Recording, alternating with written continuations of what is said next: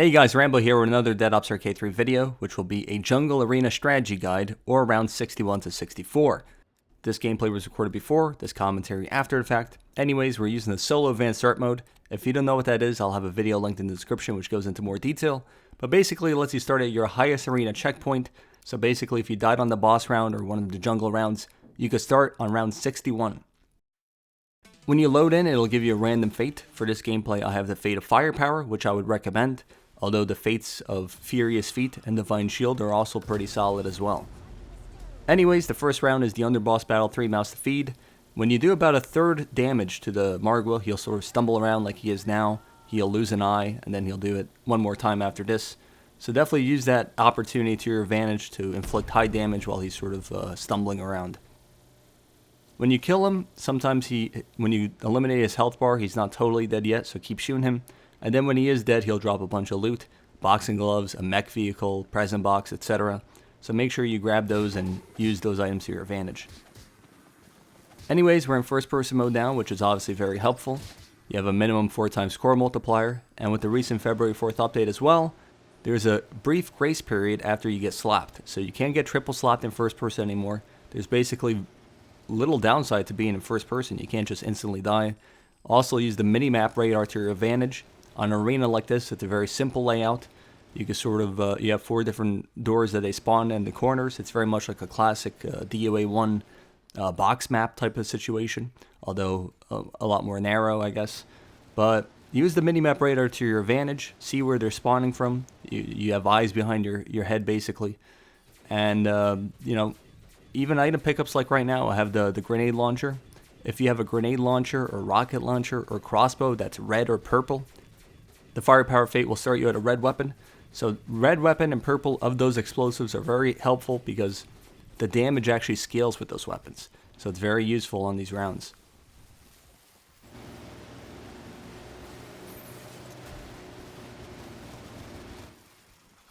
There's really not too much to say about an arena like jungle. I mean, I'm going to try my best to keep giving tips and stuff, but people have asked for help with this arena. They're saying, Rambo, you know, I'm on 61, I have 3 lives. Very low armory. I just can't do it. Is it even possible? And the answer is yes, it is very much possible. It takes practice, though. You can't expect to do it overnight. You can't expect the trophy to be a Mickey Mouse completion. There needs to be some level of effort put in, right? But in this gameplay, I do end up going flawless until the boss round is completed, so 0 deaths, despite the minimal armory and, you know, starting with low lives.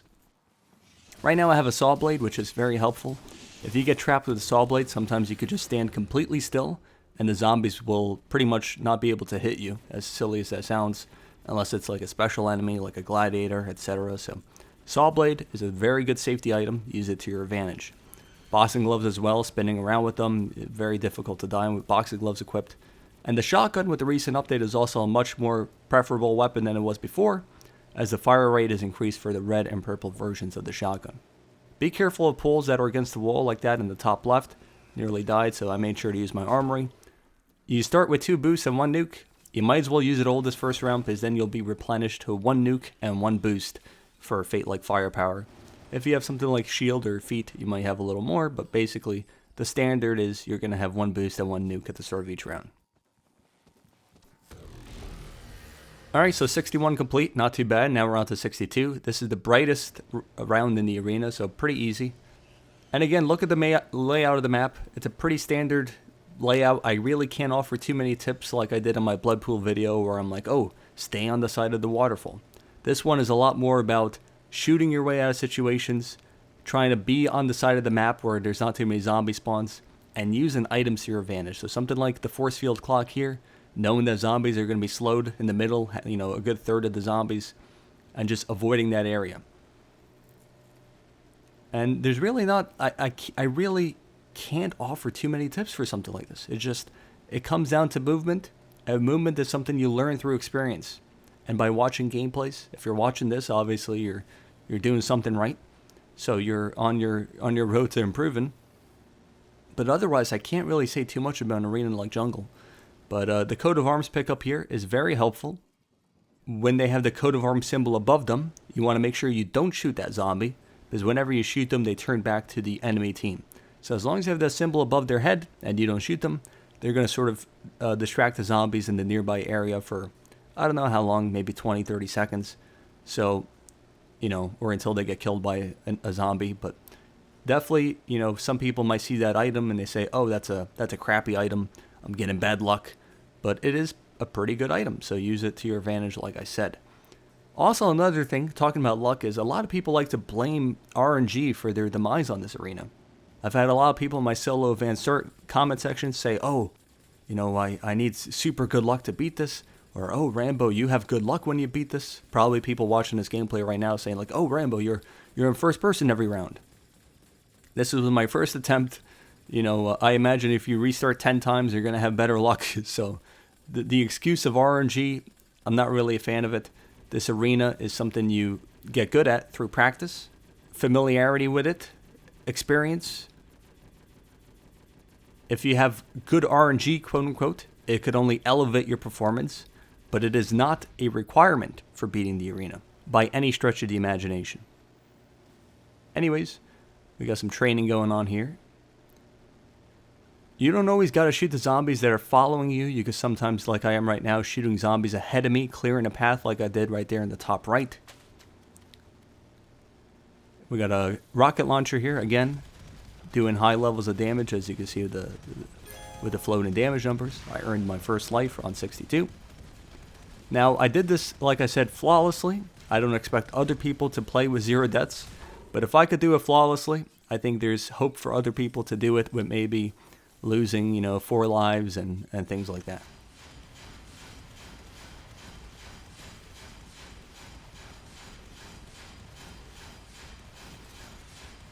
Also, when you're in first person, you don't always have to be shooting the zombies following you. The same principle applies. Keep an eye on the mini-map. Try to shoot zombies that are about to block you at a pinch point. But right there, round 62 is complete. We're moving on to 63 now. Now, this round is very dark. This is probably the toughest round in the arena.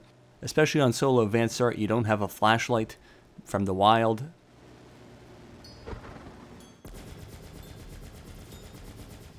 I had a ray gun right there that I dropped. Ray gun is probably the weakest weapon in the game, so you could drop it if it's not purple. And a gembrella with a bunch of gems, obviously good for a score multiplier to help you get that maybe extra life before the boss round begins. When you're in first person, just be careful of the spectral hounds. They can be a bit tough. Also meatballs. But the thing about meatballs is, unless they're full health where it's the giant meatball, you're pretty much not going to die in one hit to them in first person. If it's a small meatball rolling up on you. And then again, once you get hit, you'll have 1.5 seconds of invulnerability where you can't be damaged again. So a lot of times you might be trapped in first person. Keep an eye on your health. It's impossible pretty much to die instantaneously. You'll be able to either shoot your way out of the situation, or you could just exit when you're about to die. And right there is the Divine Shield Potion, which is a new drop. Very helpful drop added to the game in February 4th. As you can see, there's an orange aura around me. And basically, I could absorb 1 damage event without dying. So I'm going to be very cautious with it. Also, when I go into first person mode in the future, I'm going to keep an eye on it. Look at my feet to see if I have the shield active. I don't want to lose it in first person, so I'm going to play very passively in first person whenever I get it.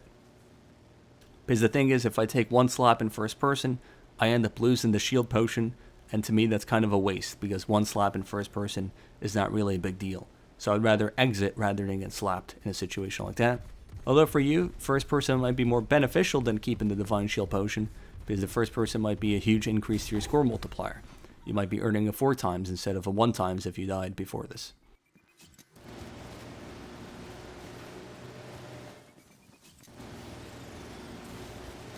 The Skeleton Army is also another great drop that receives some nice buffs with the recent update. So whenever you have a Skeleton Army drop, that's another safety item, as I would call it. There's very little reason to die with Skeleton Armies on the map, or if you have boxing gloves equipped, saw blades, even barrels. So you want to make sure you play good fundamental DOA, don't do anything silly while the game is giving you good drops. Many of the drops in the game are good, even something like the Magician's Hat that I just picked up. People might see that drop and they say, oh, whatever, that's useless. But these guys, these Muppets that follow you, they sort of, they could do some good damage with their boxing gloves and barrels, even if they don't know where they're running. Also be careful of poles. I think I mentioned this already, but there's one pole that's pretty close to the rocket. You want to make sure you don't try going around the rocket, wrapping around the rocket and hitting the pole. So always just be cautious of pole placement. They can be a bit funky and be against walls or around the rocket and hinder your movement. Also here in the bottom of the map by the log, and it's sometimes the top of the map, there's sometimes a bit of a weird curve that the zombies take. So just an interesting movement to keep in mind when it comes to this specific arena. They'll sort of curl around the log at times. So here we go, round 64, final arena.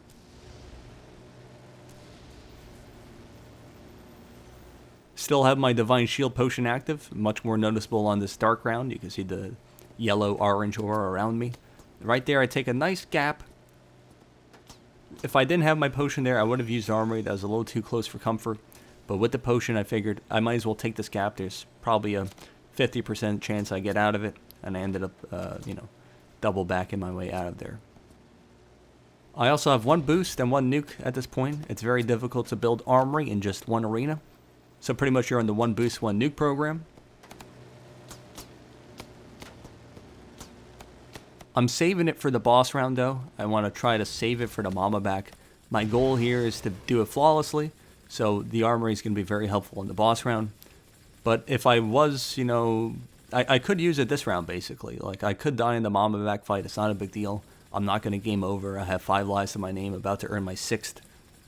And as you can see, I have the crossbow that's purple. Very great weapon. Just be careful if you have chickens with it. Sometimes it sort of gets the saw blade stuck on the map, and if you do it a bunch, you could essentially crash your game, but perhaps not something that's going to apply to many people. First person mode also, you go into it with 10 seconds of invincibility with your shield. So just keep that in mind. You see me shooting zombies ahead of me rather than the ones following. I'm taking it nice and easy. There's no reason to kill the entire horde behind you unless you're in total safety.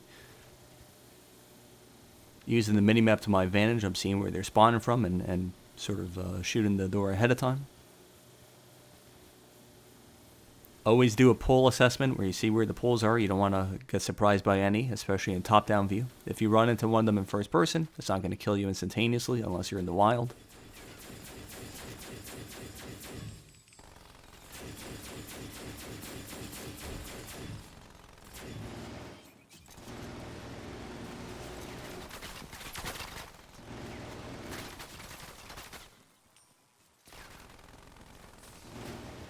The thing is about a solo advanced start, you have so many endless restarts you could do. The arena in total is only 15 minutes if you make it to the very end. If you're game overing or have, a bad start beforehand, it's even less. It's less than 10 minutes that you're wasting. So if you've managed to make it to round 61 with solo advanced start, to me that establishes that you're somewhat decent at the game, right? You made it either to 61 pre-patch or you made it to 61 using solo advanced start. So there's some level of decency. Right, as I almost get laid to rest by a gladiator axe. Although I had my potion, but luckily it didn't take away my potion. So if you made it to 61, you have to be somewhat decent at the game or familiar with the game, I imagine. So keep restarting. There's very little to lose. There's no stress of playing a 4-hour game. You could just do attempts here and there and eventually beat it. Anyways, I have a mech vehicle here that I purposely saved. I waited until about 24 seconds into its life cycle when it was about to blink away. Nice timing for the boss, of course, but there's also a level of skill involved where I recognized that the boss round was about to begin. I didn't instantly jump in the mech during the regular round.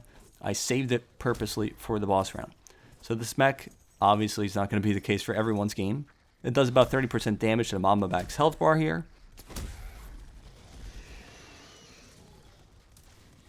But for the rest of the round, I'm going to have to run around with just one boost and one nuke and hopefully not die. And that's what I end up doing. I have a max ammo here as well. I think I exit the mech. It doesn't expire. I exit it for the max ammo, as the Death Machine max ammo is pretty powerful. With the recent update, whenever you use a nuke or if you inflict high damage, the Mama Back will actually jetpack a bunch of times. The jetpacking is a little less prevalent on solo. If you're playing a 4-player, it's a lot more prominent. But just keep that in mind. There's going to be a lot more jetpacking, which means less time that you're inflicting damage, which means the round is going to be a bit longer and she might land directly on your head. So right now I have no armory. I already used it. I still had the potion though, which is pretty helpful. And I'm focusing on escaping the zombies like I did there in the top right. My concern isn't primarily to shoot Mama unless I'm totally safe. I want to make sure I first clear the zombies in my area. So right here we have a fast boots item pickup, which is pretty good for the boss. You could train Mama a lot easier. She can't kill you too easily when she's like, you know, leaping at you like this right now. Really, you got to be careful of the jetpack attacks and the banana bomb slowing you down. But her running, it's very difficult for her to sort of catch up to you. So right there, we end up killing her. We didn't even end up losing the Divine Shield Potion. We didn't take any sort of damage event and lose it. But there we are, 0 deaths. 6 lives going into the Mama back fight. And after we grab all this gold at the end, we get bumped up to 9 lives. So, beating the jungle arena, round 61 to 64, about 15 minutes of gameplay. With the Firepower Fate, 0 deaths. We had very little armory, of course, that the game gives you. But it's certainly doable. Now, I don't expect other people watching this to do it flawlessly like I did. But it's just to show you sort of general strategies of movement and how to maneuver the map, even if you're in first-person mode. Stay in first person, utilize it as best as possible. Like I said, you could do a lot of restarts. Very short amount of time to complete this arena. So definitely, you know, do a few restarts a night. And eventually, over the course of a few weeks, you could get the trophy. With very little stress, I think, right? You don't got to do a 4-hour game. You could just take it one arena at a time, and eventually you should be able to complete it, I think, if you're actually putting in good practice and learning things about the map while you're playing it. I reckon most people, their brain is going to recognize patterns on the map and recognize how to use certain items and how the zombies maneuver, and eventually you put it all together and you complete it. So best of luck to everyone trying to do this trophy. If you end up completing it, let me know in the comment section below. Thanks for watching, and take it easy, fellas.